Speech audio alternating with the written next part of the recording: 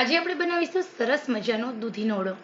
અત્યાર સુધી તમે રીંગણનો ઓળો બનાવ્યો છે, બરોબર છે ને? પરંતુ આજે આપણે દૂધીનો ઓળો બનાવીશું. બેસ્ટ છે ખાવામાં, સાથે ટેસ્ટમાં પણ બેસ્ટ છે અને હેલ્ધી પણ છે. આમ તો આપણે આ દૂધી સૌ કોઈને ભાવતી નથી, પરંતુ આ દૂધીનો ઓળો નાના મોટા સૌ કોઈને ભાવશે. અહીંયા 500 ગ્રામ દૂધીને છાલ ઉતારી નાના નાના પીસીસ કરી લીધા અને એ પછી વરાળી બાફી લેવાની. પૂરેપૂરી 100% બાફવાની છે દૂધીને, કારણ કે જેવી રીતે આપણે દૂધીને રીંગણને આપણે મેશ કરીએ છીએ રીંગણનો ઓળો બનાવતી વખતે, એ જ રીતે આપણે દૂધીને પણ મેશ કરવાની છે. એટલા માટે આપણે દૂધીને પરફેક્ટ બાફવાની અને પછી એને મેશ કરી લેવાની. હવે અહીંયા 500 ગ્રામ દૂધી છે તો મેં 6 ચમચી તેલ લીધું છે. આનાથી વધારે ઓછું ન લેતા, 6 ચમચી લેજો. 6 ચમચી તેલ પરફેક્ટ છે આપણો આ દૂધીનો ઓળો બનાવવા માટે. લસણ જોશે 7 થી 8 કળી, સૂકી ડુંગળી જોશે 2 થી 3, ટમેટા જોશે અને સાથે આપણે દૂધી છે એને પણ આપણે ચોપરની મદદથી ચોપ કરીશું અથવા મેશ કરીશું.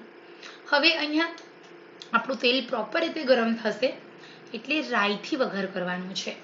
આપણે રાઈથી વઘાર કરીશું. રાઈ ફૂટે એ પછી જેમાં જીરું ઉમેરવાનું. રાઈ કાચી ન રહેવી જોઈએ, નહીતર પ્રોપર ટેસ્ટ નહીં આવે આપણી આ દૂધીના ઓળાનો. દૂધીની અંદર ઘણા બધા મિનરલ્સ, વિટામિન્સ છે. દૂધી આપણે હેલ્થ માટે ખૂબ જ ઉપયોગી છે. દૂધીમાં કેલરી શૂન્ય છે. જે લોકો ડાયટ કરે છે એમના માટે આ રેસીપી બહુ સારી છે. જે લોકોની પગના દુખાવા થાય છે એમના માટે પણ. જીરું ઉમેરી દીધું છે. જીરું સંતળાય એટલે સ્ટેપ બાય સ્ટેપ આપણે બધી વસ્તુ ઉમેરતા જવાનું છે. જેવું જીરું સંતળાય એટલે હિંગ છે એ ઉમેરી દેવાની. હિંગ ઉમેરી પછી આપણે લસણ ઉમેરવાનું છે. લસણને 2 થી 3 વખત સાંતળીશું, હલાવીશું અને 1 મિનિટ સુધી લસણને મીડિયમ આંચે સાંતળવા દેવાનું. લસણ સંતળાય એટલે આપણે ઓનિયન ઉમેરી દેવાની અને ઓનિયનને પણ એકદમ મીડિયમ આંચે 2 થી 3 મિનિટ સુધી સાંતળવાની.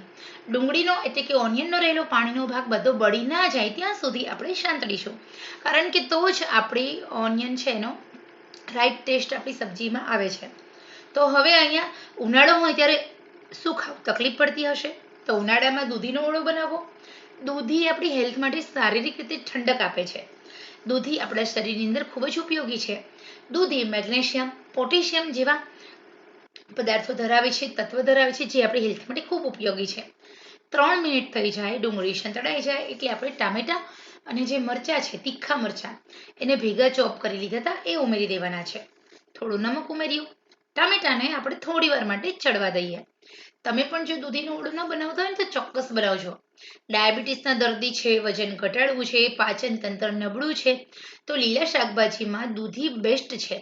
દૂધીની અંદર કેલરી શૂન્ય છે. અહીંયા તમે જેટલું તેલ મસાલા ખાશો ને એની કેલરી કઈ જ તમારા શરીરને નુકસાન કરશે નહીં, કારણ કે દૂધી સાથે છે. એટલે તમે કન્ટિન્યુ 8 દિવસ સુધી દૂધીનું સેવન કરો, તમારું વજન 8 દિવસમાં 8 કિલો ઘટે છે. સૌથી વધારે ઝડપથી મગ કરતાં પણ ઝડપથી વજન દૂધી ઘટાડે છે.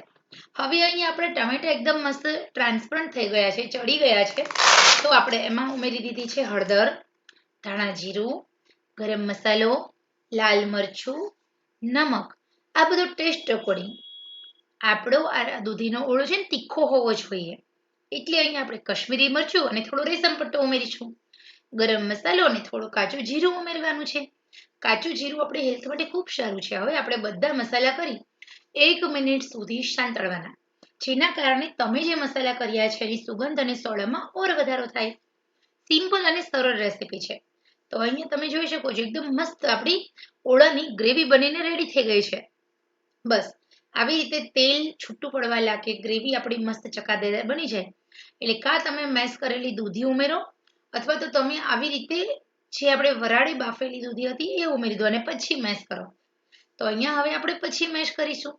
મેશ કરવાના ફાયદા શું છે કે તમારે જે ગ્રેવી હોય, આમે તમારે 3 મિનિટ સુધી દૂધીનું મેશ કરશો ને, તો ચોપરમાં મેશ કરો, મિક્સરમાં તમે દૂધીને ક્રશ કરો, તો તમારે 3 મિનિટ સુધી તો ચડવા જ દેવી પડશે. હવે અહીંયા આપણે દૂધીને મેશ કરીશું. દૂધીના જે ઝીણા ઝીણા પીસીસ આપણે વરાળે બાફ્યા છે ઉમેરી દીધા છે અને આપણે ડાયરેક્ટ કઢાઈમાં જ મેશ કરીશું.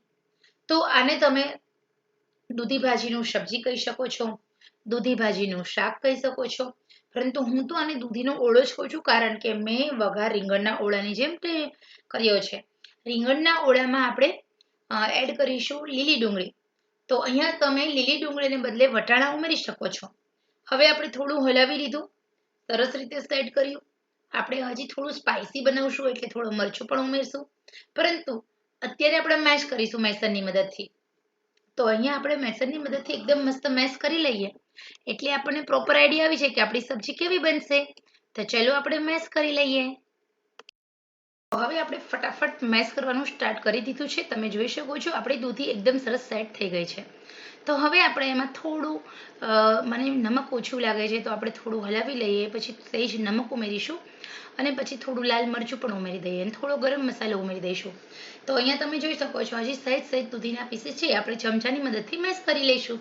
તો આવી રીતે તમારે મેશ ન કરો ને તો પણ તમે આવી રીતે હલાવતા જાઓ અને બનાવતા જાઓ તો બધા મસાલા દૂધીમાં ઇન્સર્ટ થશે. આમ બી તમારે 3 મિનિટ સુધી તો ગેસ ચાલુ રાખવાનો છે, તો એની જગ્યાએ 3 મિનિટ સુધી હલાવવાનું પણ છે. તો અહીંયા તમારે સરસ રીતે સેટ થઈ જાય. હવે આપણે ટેસ્ટ કર્યું, મને થોડું નમક ઓછું લાગ્યું તો નમક ઉમેર્યું, પછી મને સહેજ અમથું ટેસ્ટ બેલેન્સ નથી થતું એટલે ગરમ મસાલો પણ ઉમેરીશ અને લાલ મરચું પણ ઉમેરીશ. આપણે ઓળાને થોડો વધારે સ્પાઇસી બનાવીશું. હવે આપણે લીડ કવર કરીશું અને 2 થી 3 મિનિટ સુધી ચડવા દઈએ. ક્યાં સુધી? તેલ છૂટું ના પડે. આપણે જે 6 ચમચી તેલ ઉમેર્યું છે છૂટું ના પડે ત્યાં સુધી. તો અહીંયા તમે જોઈ શકો છો તેલ એકદમ મસ્ત છૂટું પડ્યું છે અને આપણો દૂધીનો ઓળો બનીને એકદમ રેડી છે. આમાં તમે લીલા વટાણા પણ ઉમેરી શકો છો. જો તમારા ઘરની આજુબાજુમાં તાજા ફ્રેશ લીલા વટાણા મળતા હોય તો વટાણા 12 માસ મળે છે તો તમે આ સબ્જીમાં એડ કરી શકો છો. તમે દૂધીને બાફીને મિક્સરમાં ક્રશ પણ કરી શકો છો. તો અહીંયા બનીને રેડી છે દૂધીનો ઓળો.